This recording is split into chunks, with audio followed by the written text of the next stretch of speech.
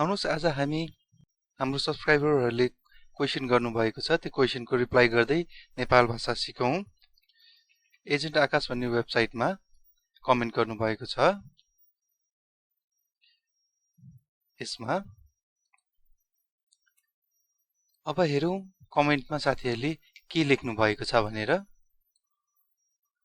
यहाँ एउटा कमेन्टको त मैले रिप्लाई गरिसकेँ। अब एउटा कमेन्टको रिप्लाई गर्न बाँकी छ। यो तपाईहरुको मोबाइलमा सानो आएको होला। म यसलाई फन्ट ठुलो पारेर देखाउँछु। यसको लागि हामी नेपाली टाइपिङमा जाउँ। एजेन्ट आकाश नेपाली टाइपिङ। अझै फन्ट सानो छ होला, अलिकति ठुलो गर्छु म इन्सपेक्ट एलिमेन्ट गरेर। तपाईहरुलाई पनि कुनै पनि वेबसाइटको फन्ट अलिकति सानो लागेदेखि तपाईहरुले यसरी इन्सपेक्ट एलिमेन्ट गरेर फन्ट ठुलो बनाउन सक्नुहुन्छ। त्यस्तै गरी बोल्ड पनि गर्न सक्नुहुन्छ। बोल्ड गर्नको लागि यतापटि हामीले फन्ट वेट अनि यो बोल्ड गर्नुपर्छ। अब फन्ट बोल्ड भएको छ र ठुलो पनि भएको छ। अब तपाईहरुले क्लियर देख्नु भएको छ होला।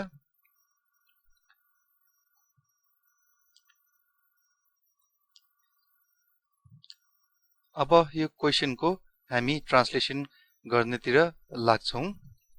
अब नम्बर 1 को क्वेशन छ, ए बाबु मेरो छोरालाई देखेनौ? ए बाबु जिमी क्या या त मखनाला। जिमी अर्थात मेरो, क्या भन्नाले छोरा हो, छोरालाई भन्नाले क्या या त मखनाला अर्थात देखेनौ? ए बाबु जिमी क्या या त मखनाला। अब सेकेन्डमा जाउँ। सेकेन्डमा उहाँले के क्वेशन पठाउनु भएको रहेछ हेरौं। देखेन, म त भर्खर घरबाट निस्केको। यसलाई नेपाल भाषामा मख जिला नक्तिनी छेन ना भएछ। यो यसलाई न हो, यता रहेछ छेन प्या वयागु। मख अर्थात देखेन, जिला म त, नक्तिनी अर्थात भर्खरै भन्न खोजेको, छे भन्नाले घर भयो, घरबाट अर्थात छेन, निस्केको अर्थात प्या वयागु। मख जिला नक्तिनी छेन प्या वयागु। अब थर्ड नम्बरको क्वेशन छ, मसँग सुटुक्क भागेको भए दुःख पाउनु पर्थ्यो र। अब यसलाई जी नाप सुटुक्क बिस्यु वंगु जुसा दुःख, दुखा भएछ यहाँ, दुःख सी माल्युला। जी अर्थात म, जिनाप अर्थात मसँग, सुटुक्क भागेको, सुटुक्क बिस्यु वंगु जुसा भागेको भए, दुःख सी माल्युला दुःख पाउनु पर्थ्यो र। यहाँ बिस्यु वंगुको सट्टा बया वंगु पनि हुन्छ। जस्तै कि अब फ्लाइङ म्यारिज भन्छौं हामीले, त्यसलाई अब बया वंगु जुसा पनि मिल्छ।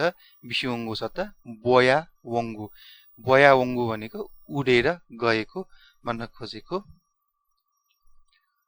अब 4 नम्बरको हेरौं। 4 नम्बरको उहाँले क्वेशन पठाउनु भएको छ। 4 नम्बरमा उहाँले भन्नु भएको छ कि म एकचोटी त्यहाँ परसम्म हेरेर आउँछु। अब यसलाई जी छक अनतक सोया वे। म एकचोटी अर्थात जी छक अनतक त्यहाँ परसम्म, अनतक सोया वे हेरेर आउँछु। जी छक अनतक सोया वे। 5 नम्बरको क्वेशन छ, अरु ठाउँमा भए थाहा छैन, हाम्रोतिर धान काटेको छैन। अब यसलाई मेथा जुसा मस्यु जिमी थ्या वा लौ मरु मे थ्या अर्थात अरु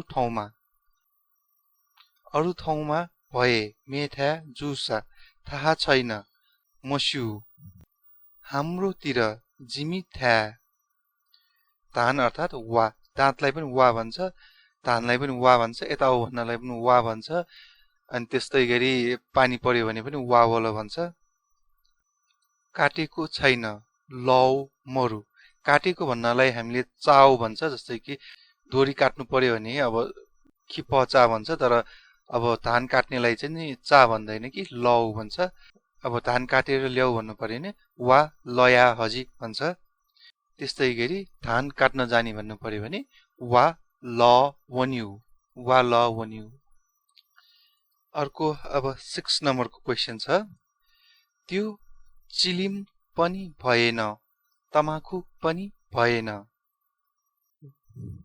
व चिलिम न मजिल तमाखु न मजिल व अर्थात त्यो भन्न खोजेको व चिलिम न मजिल तमाखु न मजिल भिडियो कस्तो लाग्यो कमेन्ट गरिदिनु होला त्यस्तै गरी यो भिडियो शेयर गरेर हामीलाई हेल्प पनि गरिदिनु होला थ्यांक यू शुभ